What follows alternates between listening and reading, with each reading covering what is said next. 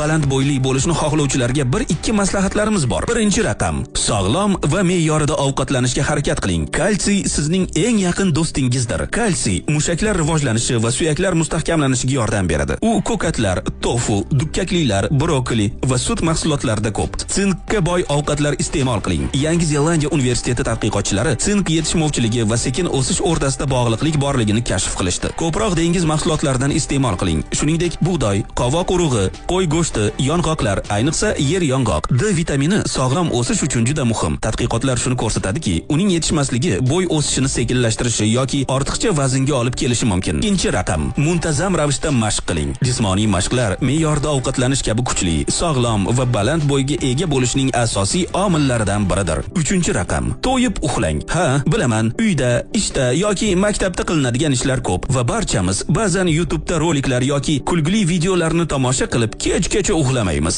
Lekin uyquning ahamiyatini e'tiborsiz qoldirmang. Uyqu juda muhim va ayniqsa yoshligingizda, tanangiz hali ham o'sayotganda. Gap shundaki, siz uxlayotganingizda tanangiz o'sish gormoni ishlab chiqaradi. Shuning uchun uyqu vaqtini qisqartirish orqali uzun bo'yli bo'lish ehtimolini sezilarli darajada kamaytirasiz. Uyqu shuningdek ruhiy quvvat va umumiy salomatlik uchun foydalidir. AQSh olimlari o'smirlarga kuniga 8-10 soat, kattalarga esa 7-9 soat uxlashni tavsiya qiladi. Sog'lom uyqu gipofiz bezi ko'proq o'sish gormoni ishlab chiqarishni rag'batlantiradi va siz kun davomida o'zingizni tetik his qilasiz. Xullas, janob oliylari, o'sish bobida siz qanday usullarni tavsiya qilasiz? Izohlarda yozib qoldiring.